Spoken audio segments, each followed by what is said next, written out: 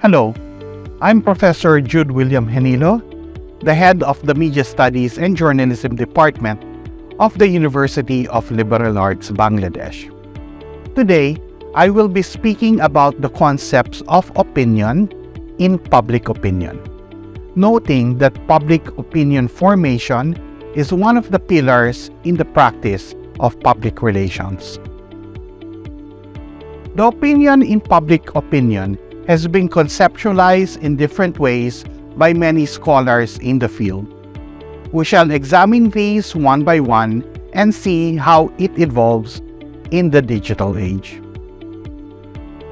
This video lecture talks about the concepts of opinion in public opinion formation from Bernays to Habermas, Bourdieu to Lassersfeld, Beck and Giddens to Noel Neumann. Let us start with Edward L. Bernays, an American referred to as the father of public relations. In his 1923 book, Bernays detailed the rise of a new vocation, the Public Relations Counsel, one who interprets her client to the public and the public to her client. For companies and organizations to become successful, their advocate needs to be adept in reading and shaping public opinion.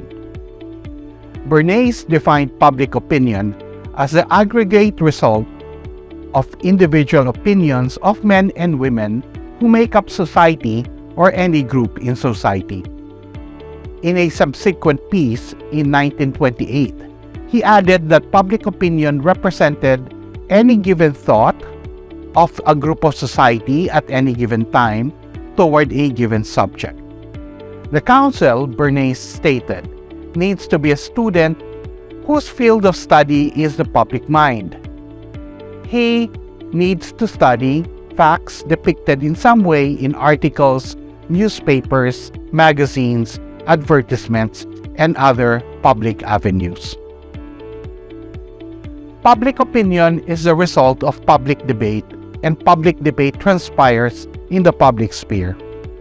German philosopher Habermas defined the public sphere as being made up of private people gathered together as a public and articulating the needs of society with the state.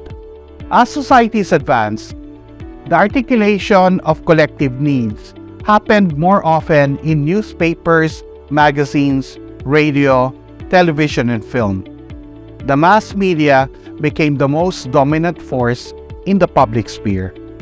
For this reason, media relations became the key element a public relations practitioner needs to master.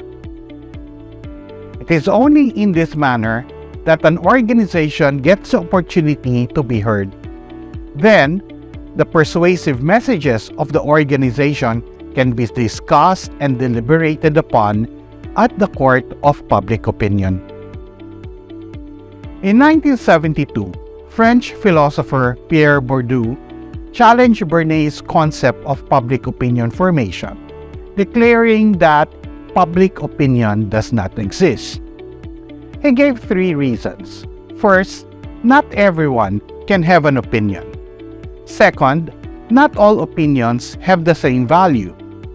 Third, asking everyone the same question in opinion polls is not tantamount to a consensus about the problem.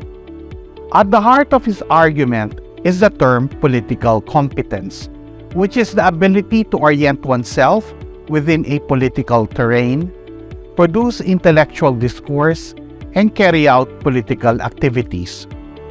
People's political competence varies due to their academic qualification, social status, gender, and other socio-demographic characteristics. For Bourdieu, the whole machination of public opinion is a myth that political elites employ to manipulate the public and build consent to justify their right to power and maintain the status quo. Bourdieu's challenge has been addressed in some way with the concept of opinion leadership. Back in 1944, Austrian-American sociologist Paul Lazarsfeld introduced the two-step flow model of communication that stipulated that most people form their opinions under the guidance of opinion leaders who are influenced by the mass media. The model validates Bourdieu's assertions that not everyone has opinions and that opinions are not equal. However, public opinion still exists because people seek advice from opinion leaders who are active media users and interpret the meaning of media messages for them. Hence, public relations counsels should also plead the case of their clients to these leaders to shape the public mind. Practitioners had to include approaches that are more dialogic, interactive, and community-oriented. With the coming of the digital era, news production and consumption patterns have been revolutionized, upsetting the flow in public opinion formation. The mass media no longer held the monopoly of informing citizens on current events. Their power over the public sphere has significantly diminished. On the other hand, rising to prominence are political propagandists, communication strategists, social influencers, and other individuals who put whatever content they wish in online platforms. However, not all of them may be considered ethical and accountable. Materials found online may be news or fake news, misinformation, or malinformation. Sadly, the exponential growth of online content did not translate into more learned, better-informed audiences. With so many choices and diverging views on any given subject, people have lost their resolve to critically evaluate data and evidences. It is simply too much work. Individualization has come into play, making it the biggest challenge to public opinion formation. The concept of individualization describes a process where the increasing rapidity of social change propel individuals to spend more time and effort deciding on their daily alternatives and accepting the results thereof. Sociologists Ulrich Beck and Anthony Giddens posited that the move towards postmodernity also meant more social instability and uncertainty.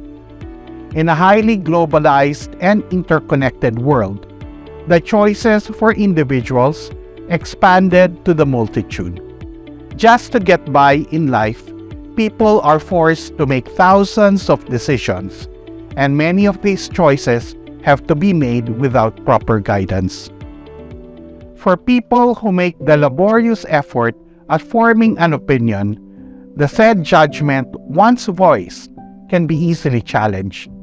The individuals are burdened to rebut and justify every counter-outlook, every counter-assessment. In the past, people can rely on the political competence of their leaders. But with so much happening, opinion leaders are likewise overwhelmed. Subject experts and political leaders, being active media users themselves, are dumbfounded with the fast pace of events, resulting in their inability to form coherent opinions. With opinion leaders unable to provide proper guidance, many individuals are inclined to follow the path of least resistance.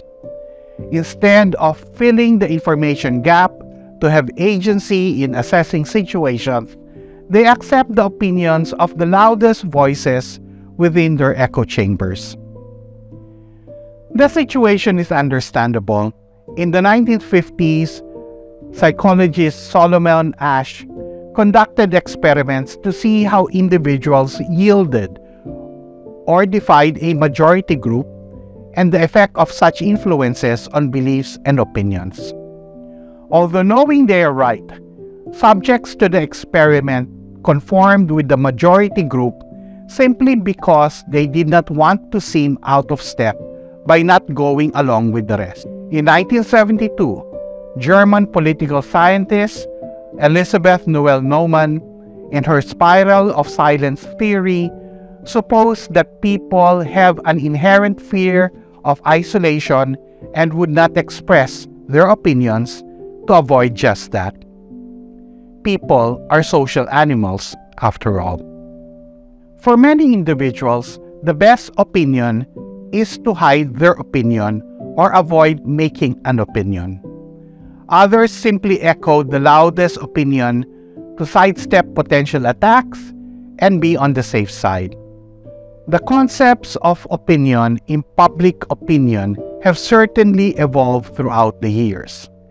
From rational formation of opinion to public opinion not existing, from opinion leaders influencing the opinion of others, from the disruption of the public sphere to the individualization of individuals, from yielding to the loudest voices within echo chambers to playing it safe and hiding or not having any opinion.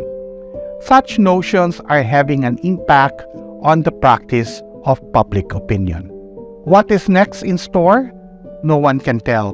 But one thing is for sure, the practice of public relations will keep evolving and get only more exciting and challenging. Thank you for listening.